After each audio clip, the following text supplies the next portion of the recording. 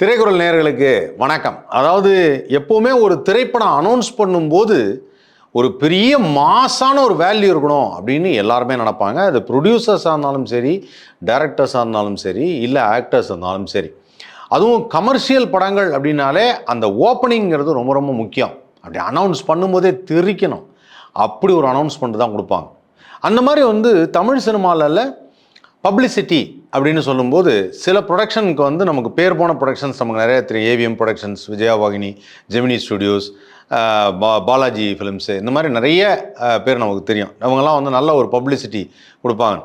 ஆனால் அந்த பப்ளிசிட்டியிலேயே தன்னுடைய வாழ்க்கையை டிஸ்ட்ரிபியூட்டராக ஆரம்பித்த ஒருத்தர் அந்த பப்ளிசிட்டியை வேறு லெவல்லன்னா சாதாரணமாலாம் இல்லை. எனக்கு தெரிஞ்சு இவர் தான் சவுத் இந்தியாவில் இந்தியாவில் ஃப்ளைட்டில் பப்ளிசிட்டி பண்ணுவார். ஃப்ளைட்லனா எப்படி? பறக்கும் விமானத்திலேயே போஸ்டர் அடித்த ஒரே மனிதர் கலைப்புலி எஸ் தானு அவர்கள். கலைப்புலி எஸ் தானு அவர்கள் தான் சூப்பர் ஸ்டாருக்கு பட்டம் கொடுத்தார். சூப்பர் ஸ்டார் ரஜினிகாந்த் அப்படின்னு சொல்லிட்டு ஒரு பட்டம் கொடுத்தாரு.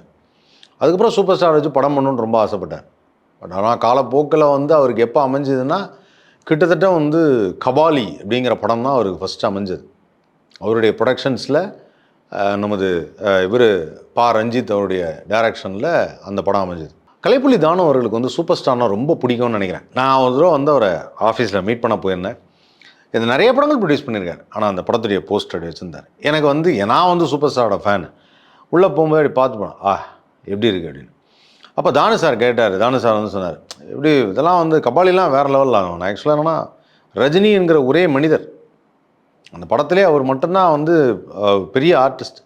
மற்றவங்கெல்லாம் சின்ன சின்ன பசங்க தான் நடிக்கிறாங்க. கலையரசன், அட்டகத்தி தினேஷ், இவங்கெல்லாம் சின்ன சின்ன பசங்களாம் அப்போ நடிச்சிட்ருக்கிறாங்க. டேரக்டருக்கு அது அறிமுகமாகி 3வது படம். ஸோ அப்போது அந்த மாதிரி ஒரு படம் பண்ணுங்க ரொம்ப ஹாப்பியாக இருக்குது அப்படின்னாரு. ஸோ அந்தளவுக்கு எப்போவுமே சூப்பர் ஸ்டாரை நினச்சி சூப்பர் ஸ்டாருக்கு படம் பண்ண நினச்சி ரொம்ப ஹாப்பியாக இருப்பார். இதை ஏன் சொல்கிறேன்னா, சமீபத்தில் ஒரு படத்துடைய ஒரு அறிவிப்பு வந்தது. கலைப்புலி தானு அவர்கள் தான் ப்ரொடியூஸ் பண்ணுறாங்க அப்படின்னு சொல்லி. இது ரொம்ப நாளைக்கு முன்னாடியே ஒரு சர்ச்சை ஏற்பட்டது. அந்த சர்ச்சை இந்த மாதிரி இது இப்படி நடக்க போகுது, அது அப்படி நடக்க போகுது, இல்லை நாங்கள் ப்ரொடியூஸ் பண்ணல. அது ரொம்ப நாளைக்கு முன்னாடி ஒரு நியூஸ் உங்களுக்கு தெரியும். வடசேனை அப்படிங்கிற படம் தனுஷ் சார் ப்ரொடியூஸ் பண்ணார். அதுக்கப்புறம் அந்த கதையுடைய ஒரு ப்ரீக்வல் மாதிரி அந்த ஒரு கேரக்டர் இருக்கும், அமீர் சாரோட கேரக்டர், அதோடைய ஒரு சப்ஜெக்டிவாக அப்படி கொண்டு போகிற மாதிரி நான் ஒரு கதை ரெடி பண்ணுறேன்னு வெற்றிமாறன் சொல்கிறதும், வெற்றிமாறன் அவர்கள் சொன்னபோது அதை தனுஷ் சார் தான் பண்ணுவார் எல்லாம் நினச்சாங்க. ஆனால் இல்லை சிம்பு பண்ணுறாருன்னு சொன்னதும், அதுக்கப்புறம் சிம்பு பண்ணுறாருன்னு சொன்னோன்னே இதுக்கு எதுவும் அப்ஜெக்ஷன் இருக்கா அப்படின்னு சொல்லி தனுஷ் சார்கிட்ட கேட்டதாகும். தனுஷ் சார், எனக்கு ஒன்றும் அப்ஜெக்ஷன் இல்லை, நீங்கள் பண்ணால் அது பெட்டராக இருக்கும், எனக்கு ஒன்றும் பிரச்சனை இல்லை, நான் வடசென்னைங்கிற டைட்டில் கூட வடசென்னை 2ங்கிறத நீங்கள் எடுத்துக்கங்க அப்படிங்கிற மாதிரியான சில விஷயங்கள்லாம் அப்படி பேசிகிட்டே இருக்கிறாங்க. அப்படி பேசும்போது நடுவில் ஏற்பட்ட சர்ச்சையில் இது பெரிய தகராறாயிடுச்சு, வெற்றிமாறன் இப்போ பிரச்சனை ஆகிடுச்சு, அது படம் நின்றோம் அப்படி இப்படிலாம் நிறைய பேச ஆரம்பிச்சிட்டாங்க. பேச ஆரம்பிக்கும் போது அவர் சொல்கிறார், இல்லைங்க தனுஷ் நானும் ஃப்ரெண்டு, தனுஷ் சார் இதுக்கு அப்போஸ் பண்ணவே இல்லை அப்படின்னு அவர் சொல்கிறாரு. இது ஒரு பக்கம் இருந்தாலும் அப்புறம் டக்குன்னு ஒரு நாள் அப்போ சொல்கிறாங்க, இல்லை இந்த படத்துடைய ட்ரெய்லர் வரப்போகுது, ஒரு மேக்கிங் மாதிரி ஒன்று எடுத்து வச்சுருக்கோம், அது வரப்போகுது அப்படிங்கிறாங்க. வரப்போகுதுன்னு சொல்லிட்டாங்க, எல்லாம் சொல்லிட்டாங்கன்னு பார்த்தா அப்போ வரல, ஆளக்கானம். என்னடா அது ஆளக்கானமே, உண்மையிலே ஏதாவது பிரச்சனையா அப்படின்லாம் யோசிச்சுட்டு இருக்கோம். அப்படி யோசிச்சுட்டு இருக்கும்போது தான் திடீர்னு ஒரு அனௌன்ஸ்மெண்ட் வருது. வெற்றிமாறன் டைரக்ஷன், சிம்பு நடிப்பில் அரசன் அப்படின்னு டைட்டில் போட்டு, அரசன் கலைப்புலி எஸ் தானுடைய தயாரிப்பில் வெற்றிமாறன் டைரக்ஷன், சிம்புவோட ஆக்ஷனில் அரசன் டைட்டில் போடுறது, மியூசிக் அனிருத்துன்னு போட்டிருக்கு.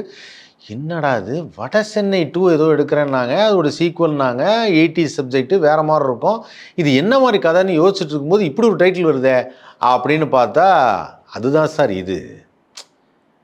அந்த ப்ரொடக்ஷன் நீங்கள் நினச்ச மாதிரி அங்கே பண்ணல சார், இவர் தான் சார் பண்ணுறாரு அப்படின்னு சொல்லி இந்த ப்ரொடக்ஷன் இவர் பண்ணுறாரு. இப்போ டைட்டில் வடசென்னை வைக்கிறது தான். இது வடசென்னை வைக்கலாமா வேணாமா, வடசென்னை கதையை எப்படின்னு கொடுப்பேன், இது மாதிரி நிறைய பிரச்சனைகள் இருந்தது. எல்லாத்துக்கும் ஒரு தீர்வாக அந்த டைட்டிலிருந்தே மாறுது அரசன் அப்படின்னு. இந்த டைட்டிலை பார்த்தோன்னே யோசித்தேன், இந்த டைட்டில் எங்கேயோ பார்த்த மாதிரி இருக்குதே அப்படின்னு பார்த்தா திடீர்னு டைப் பண்ணி பார்க்குறேன், விக்கிபீடியாவிலே அரசனோட டீட்டெயில்ஸ் நாட் ஃபவுண்ட் அப்படின்னு வருது. அதாவது என்ன வருதுன்னா, கலைப்புலி தானுடைய ஃபிலிமு சிம்பு நடிக்கிறாரு, but still no the details is not been அப்டேட்டட்னு வருது. என்னடா டீட்டெயிலும் வரலங்குதே அப்படின்னு பார்த்தா திடீர்னு இன்னொரு லிங்க் பார்க்குறேன், அரசன் அப்படின்னு பார்த்தா சூப்பர் ஸ்டார் ரஜினிகாந்தோட ஃபோட்டோ வருது. இது என்ன ஒரு கன்ஃபியூஷன், சூப்பர் ஸ்டார் ரஜினிகாந்தோட ஃபோட்டோ வருதே அப்படின்னு பார்க்குறேன். 2009 ஒரு படம் பண்ணியிருக்காரு. அந்த படத்துடைய பேர் அரசன். அந்த படம் அமேசான் ப்ரைமில் இருக்குது. கிட்டத்தட்ட வந்து அந்த படத்தோட டியூரேஷன் வந்து 1 hour 56 minutes. அந்த படத்தில் நடித்தது யார் அப்படின்னு பார்க்குறப்போ சூப்பர் ஸ்டார் ரஜினிகாந்த், சஞ்சய் தத்து, வினோத் கண்ணா, டிம்பிள் கப்பாடியா, அப்புறம் சங்கீதா பிஜிலானி. சங்கீதா பிஜிலானியை 90s கிட்ஸ் மறக்க மாட்டாங்க. முகமது அசாருதீன் அவரும் அதை மக்கள் தெரிஞ்சுப்பாங்க. ஸோ அதனால் வந்து சங்கீதா பிஜிலானி இவங்க தான் வந்து லீட் ரோல் அப்படின்னு போட்டிருக்கு. அண்ட் மியூசிக் வந்து லக்ஷ்மிகாந்த் பியார்லால். என்னடா அரசனுங்கிற டைட்டில் ஆல்ரெடி படம் வந்துச்சு, அதுவும் சூப்பர் ஸ்டாரோட படம் வேறு. இப்போ எப்படி இந்த டைட்டில் அப்படின்னு யோசிச்சா, அப்போ அந்த படம் வந்து சரி சூப்பர் ஸ்டார் படம்னு போட்டிருக்க, பிரைம் வீடியோவில் இது இருக்குது அப்படின்னு சொல்லி போட்டிருக்க, இந்த படம் முதல் விக்கிபீடியாவில் இருக்கான்னு பார்ப்போம், நம்ம எப்படி இதை மிஸ் பண்ணோம் அப்படின்னு சொல்லிட்டு ரஜினி சாரோடைய ஃபுல் லென்த்து அந்த ஃபிலிம் லிஸ்ட் பார்க்குறேன்.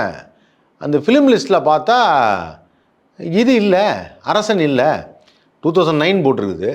2007 சிவாஜி வந்திருக்கு, அப்புறம் குசேலன் வந்தது, அதுக்கப்புறம் கதாநாயகனுன்னு ஒரு படத்தில் ஒரு சின்ன ஒரு கெஸ்ட் அப்பியரன்ஸு, அதுக்கப்புறம் பார்த்தா 2010 எந்திரன் வந்துச்சு. 9 காணமே, ஹிஸ்ட்ரியிலேருந்தே அடிக்கப்பட்டது தான் இந்த அரசன் அப்படிங்கிற மாதிரி எனக்கு ஒரு ஃபீல் வந்துருச்சு. சரி, இப்போ இந்த டைட்டிலை வச்சு சிம்பு ஒரு படம் பண்ணுறாரு. இப்போ எனக்கு என்ன அடுத்தது, இப்போ என்ன பேச ஆரம்பிப்பாங்க அப்படின்னு யோசித்தேன்.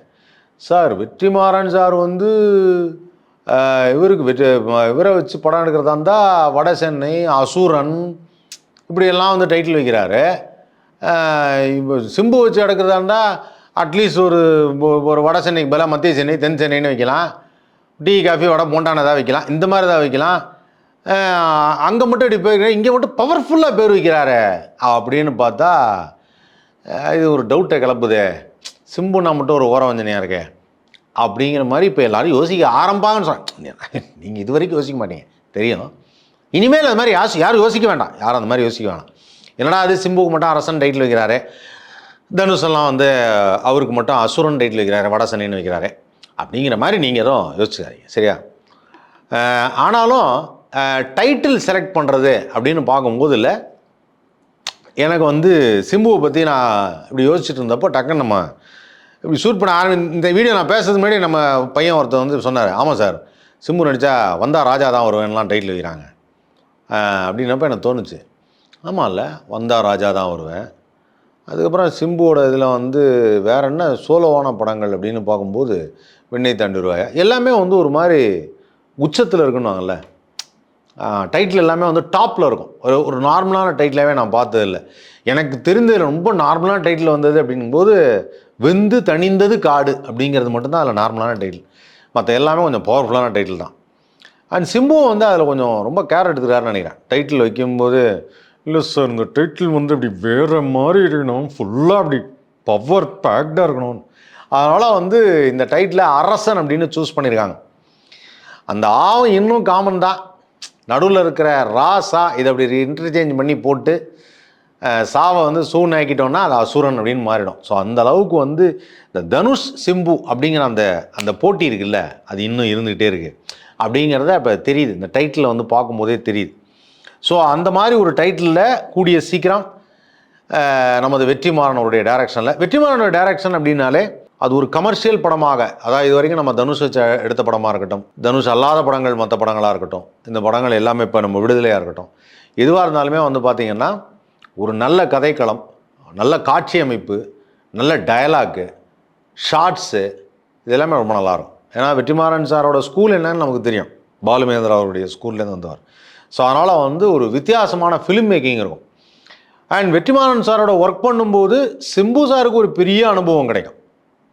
இதில் என்னென்னா தனுஷ் சாரும் சரி, சிம்புவும் சரி, வெற்றிமாறனும் சரி, எல்லாருமே வந்து நல்ல சினிமாவை ரொம்ப ஆழமாக தெரிஞ்சவங்கன்னு சொல்லலாம்.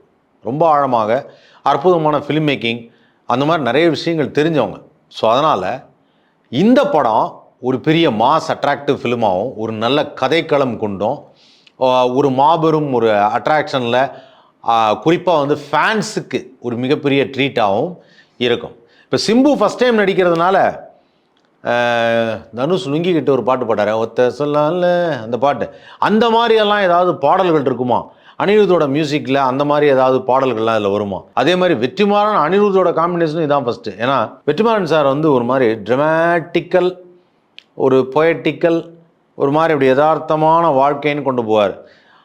இந்த பக்கம் அனிருத் வந்து வேற ஒரு எக்ஸ்ட்ரீம், கமர்ஷியல், வேற மாசு, கற்பனை. அதாவது என்னன்னா, ஒரு ஒரு விவசாயிக்கும் ஒரு சூப்பர்மேனுக்கும் ஒரு வித்தியாசம் மாதிரி. ஒரு விவசாயிங்கிறது நேச்சுரல், அப்படியே நேச்சுரலாக வரும். சூப்பர்மேனுங்கிறது திடீர்னு எப்போ பறப்பார், எப்போ வந்து நான் 4 வீடு தாண்டுவார்னே தெரியாது. அந்த மாதிரி அனிருத். இந்த 2 காம்பினேஷன் ஃபஸ்ட்டு சேரப்போகுது. இந்த காம்பினேஷன் எப்படி ஒர்க் ஆக போகுது, இந்த காம்பினேஷன் எந்த அளவுக்கு ரீச் ஆக போகுது. இப்போ அனிருத் வந்து சாய் அபயங்கர் அப்படிங்கிற ஒரு இண்டஸ்ட்ரிக்கு வந்ததுனால அனிருத் வந்து என்னுடைய மியூசிக் பேட்டர்னை நான் மாற்றுறேன், இனிமேல் வந்து அந்த மாதிரி ஒரு ஜாரிங்கில் ஒரு மியூசிக், ஒரு மாதிரி பயங்கர ஃபாஸ்ட் பீட் கிளப் சாங்ஸ் மாதிரி இருக்காது, ஒரு மாதிரி மெலடிஸ் அப்படியே கொண்டு போக போகிறேன், வேறு மாதிரி ஃபோக் டைப்பெல்லாம் மாற்ற போகிறேன் அப்படின்னு ஏதாவது சொன்னாரா? இல்லை வெற்றிமாறன் இந்த மாதிரி சுச்சுவேஷன், ஏன்னா இதுக்கு முந்தைய படம் அவர் ஒர்க் பண்ணது இது ஒரு மைண்ட் செட்டுனாங்க ராஜா சார். ஸோ ராஜா சார் ஒர்க் பண்ண அந்த படம், அதை பார்த்துட்டு அதுக்கு ஒரு எக்ஸ்பெக்டேஷன் இருக்கும்.